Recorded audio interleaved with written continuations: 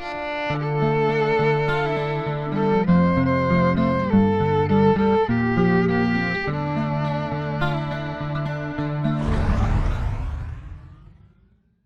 a todos! Estamos novamente com o programa Irmãos Animais, um programa que entende que somos todos espíritos, somente em estágios evolutivos diferentes, e hoje comigo e com o Ale aqui presentes, né? E a gente fala do nosso trabalho, que acontece todas as segundas-feiras às 8 da noite na Rua Força Pública 268, no Grupo Espírita Alta de Souza.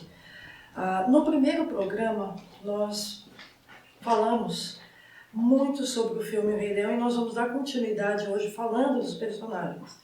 Mas antes, quem quiser ver o outro programa, o primeiro dessa nova temporada, em que nós dissemos, né, Ali, que nós vamos estar abordando o tema animais e nós com uma profundidade um pouco maior, né, sendo um pouco mais profundo nas reflexões para ajudar os animais e a gente mesmo. Não necessariamente nessa mesma ordem, né? Sim. A gente ajudando a gente mesmo, nós ajudamos os animais.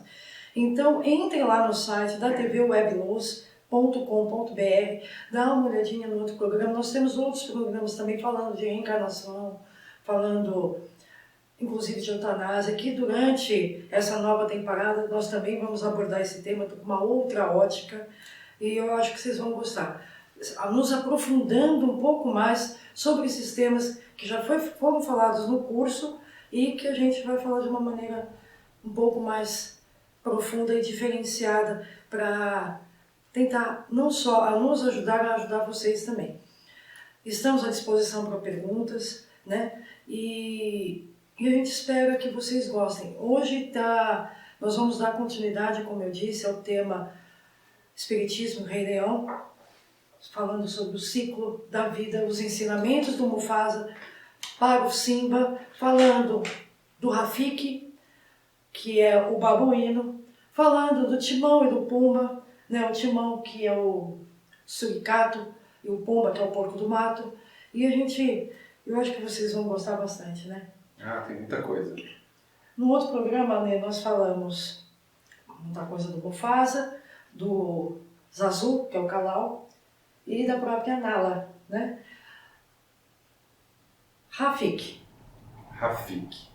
Personagem... Que personagem incrível, né? Incrível. Ele é assim, de começo, ele parece muito misterioso, a gente não entende muito bem qual que é a dele. A gente sabe que ele é muito importante para toda a manutenção do reino da savana e que o próprio Mufasa tem ele em alta conta. Ele é um grande amigo, né? Logo na apresentação do Simba, quando o Rafiki chega, ele já é recebido com um forte e um caloroso abraço do Mufasa. Os animais da savana, os animais da savana também respeitam a presença do Rafiki, mas a gente não entende muito bem qual que é a do Rafiki. Ele vive naquela árvore gigante que é um baobá e ele faz desenhos, né, conforme ele vai profetizando o futuro dos acontecimentos na savana. É um personagem misterioso, mas ele tem um papel fundamental, né, sutil, mas fundamental, em todos o desenrolar dessa história. E nós entendemos que ele é a alegoria perfeita para a nossa consciência. A nossa consciência, ela abrange questões muito subjetivas e por muito tempo misteriosas, né? A gente fala que hoje a gente aborda a psicologia de uma maneira um pouco mais aprofundada. Hoje os diagnósticos acontecem, mas antigamente não existia isso. Antigamente as pessoas sofriam de doenças psicológicas, sofriam de males emocionais e simplesmente não tinham como tratar isso, porque não tinha diagnóstico, não tinha estudos sobre essas questões psicológicas. A consciência do ser humano era algo insondável, era algo indecifrável. Sim. Inclusive esses problemas na própria veterinária hoje em dia, os próprios animais têm problemas emocionais e graves, inclusive sendo trazidos de outras vidas. E eu dou um exemplo na minha própria casa, que a gente teve uma gatinha que nasceu em casa e ela nunca se deixou de ser tocada. O medo dela era tão grande que nunca deixou. Não tem uma explicação, porque não sofreu maus tratos, né? E 2 cachorras que estão comigo hoje também com o mesmo problema, mas tem uma explicação nessa vida também. Então, assim, o que o trauma e os problemas emocionais podem ocasionar na vida de uma pessoa, seja a vida humana, seja a vida animal. Então, a gente vê, né, Ali, que o Rafiki também representa, ele respeita o sentimento. Quando ele vai, que ele descobre que o Simba está vivo, ele vai atrás. Ele respeita os sentimentos do Simba e faz com que ele também raciocine.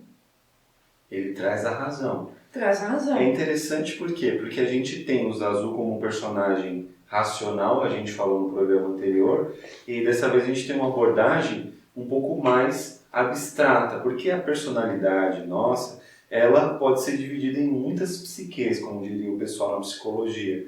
E esse lado da consciência, que não por acaso é um lado que está intrinsecamente ligado, conectado com a nossa centelha divina, com o divino em nós. Não é à toa que existe essa conexão entre o Mufasa e o Rafiki.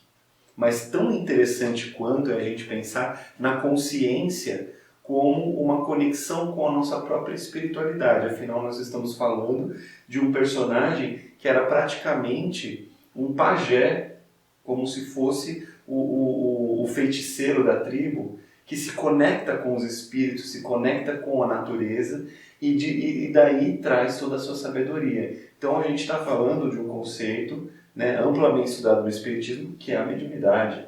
Exatamente, perfeito. Exatamente. E a gente vai chegar lá já já, a gente falando do Simba. Assim, o Simba é o típico cara legal. Ele é um cara muito mas bacana. cheio de traumas. Ah, sem dúvida, né? Eu acho Depois da morte do Mufasa, lógico. Mas todos nós ficamos traumatizados com a morte do Mufasa. Eu não queria nem ver o filme por causa disso, mas tudo bem.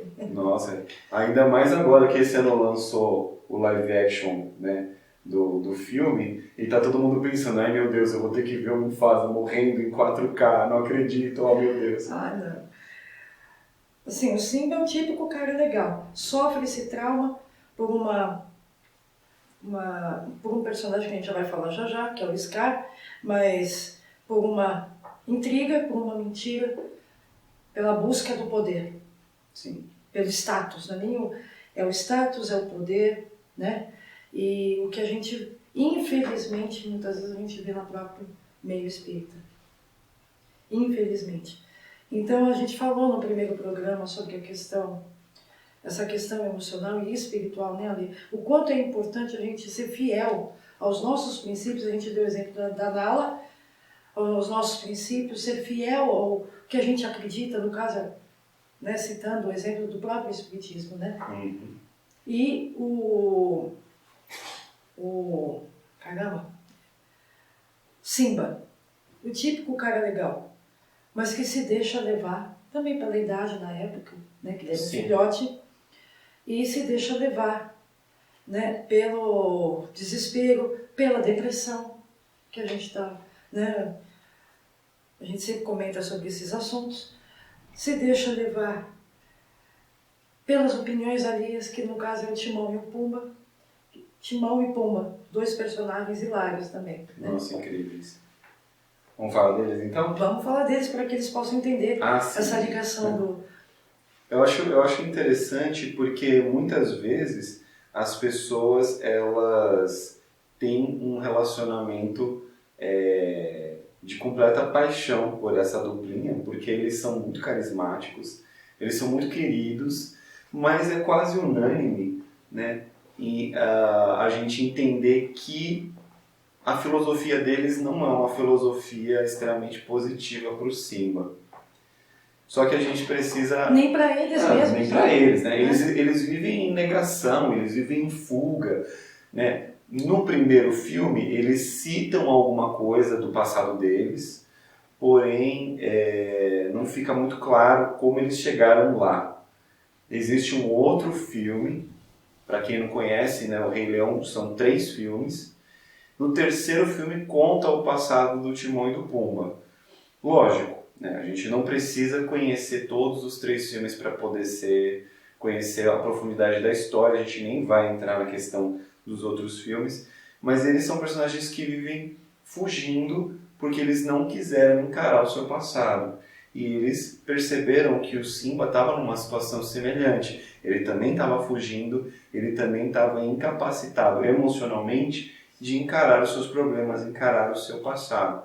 E eles chegam para o Simba com essa filosofia que é o Hakuna Matata. O Hakuna Matata, que é o sem problemas. Sem problemas. Então, assim, a gente percebe, né, o Simba nesse momento que o Timão e o Pumba falam sobre o Hakuna Matata, sem problemas, o Timão ele fala, se o mundo vira as costas para você, você vira as costas para o mundo.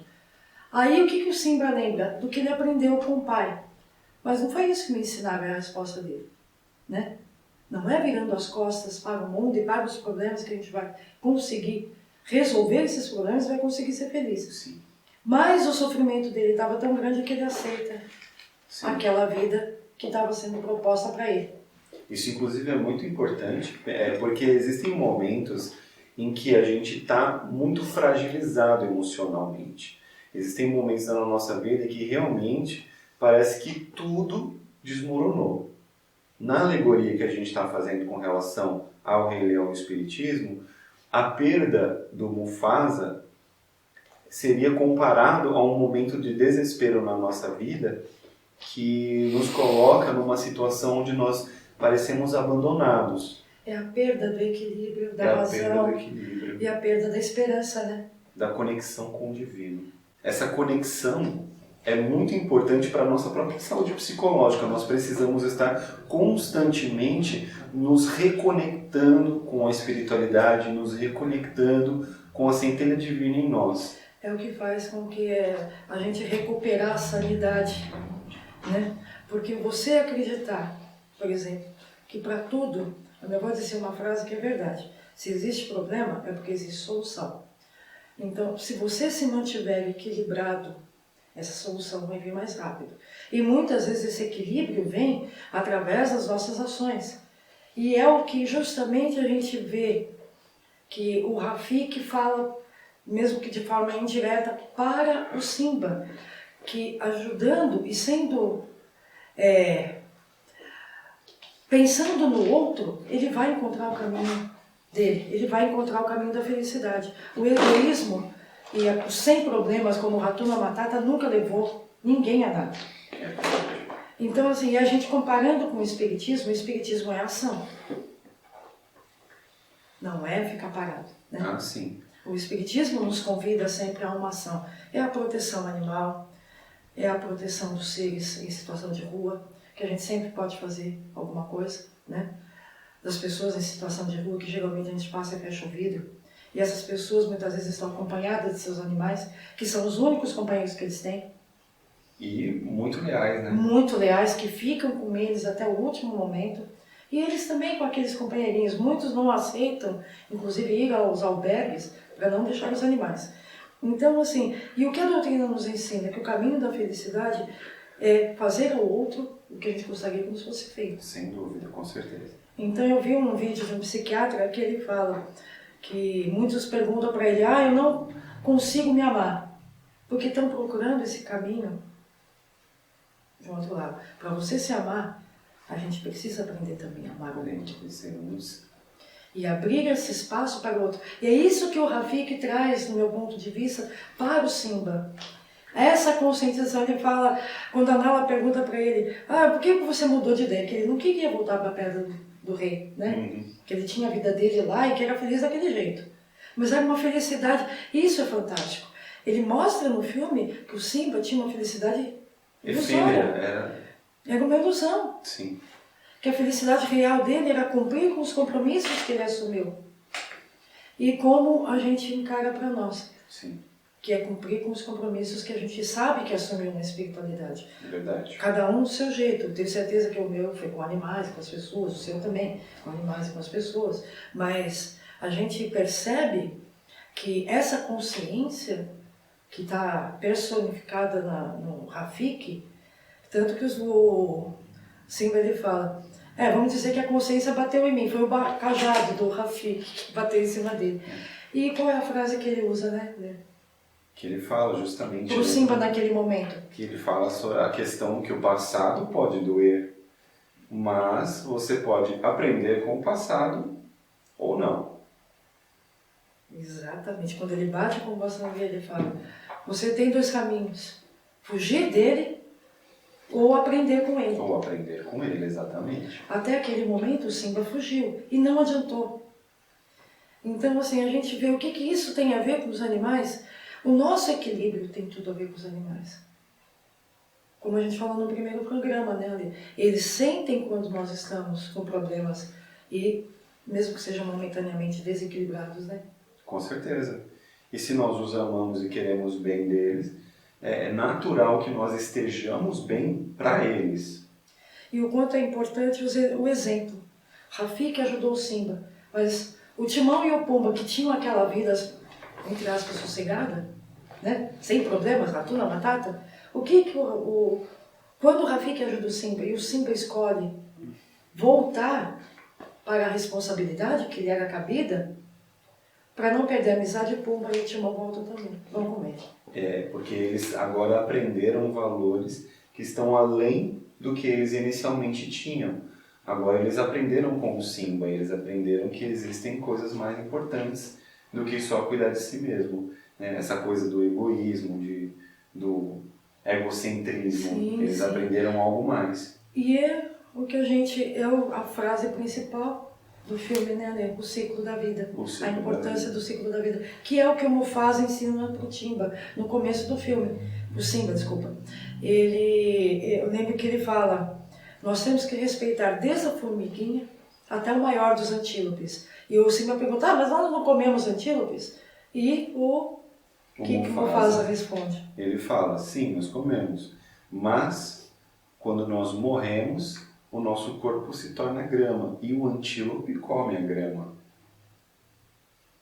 Quando o Mufasa aparece para o Simba, do Rafiki, essa cena é muito bonita e é uma cena mediúnica, né? É uma cena mediúnica e é uma cena, assim, visualmente impressionante. Não sei se vocês tiveram oportunidade de assistir o Rei Leão. Quem não assistiu, assista. Né? Em uma tela bem grandona, assim, e com uma definição muito boa. Existe hoje em dia a edição em Blu-ray, que está com uma remasterização muito bonita. E essa é uma cena impressionante.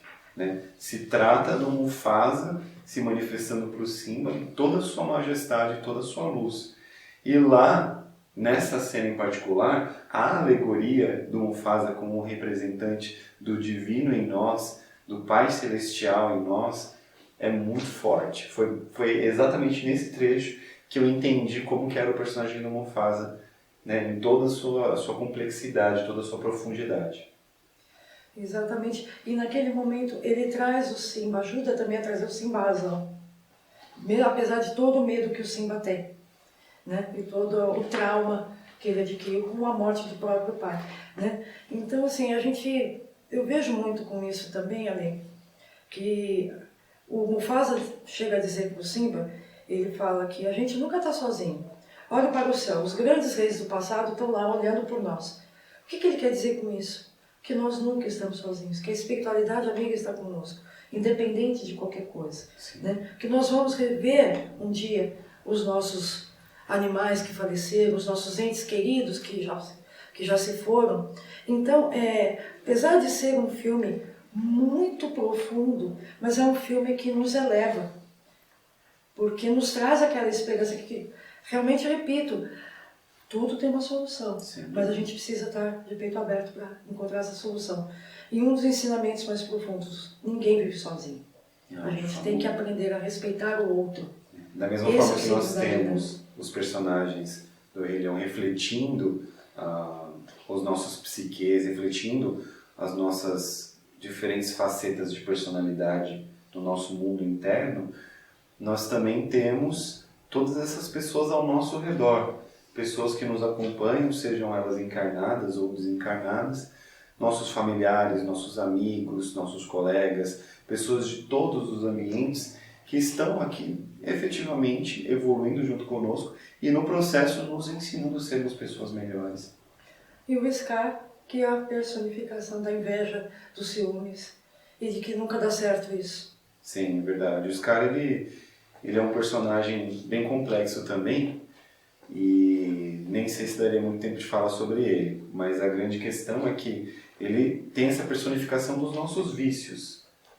São as sombras internas em nós, tanto o Scar quanto as hienas, né? Representam essa sombra dentro de nós e que precisa ser combatida, e que efetivamente é combatida não só pela nossa consciência, na figura do Rafiki, da nossa razão, na figura do Zazu, mas até mesmo na figura do Mufasa, né? A centelha divina em nós combate as nossas próprias sombras. Sem dúvida.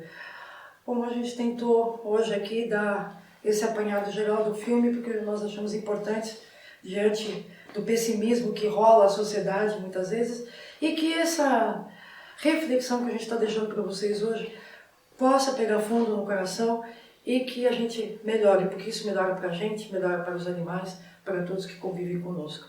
Então, uma ótima reflexão. Fiquem com Deus e até a próxima, se Deus quiser. Até.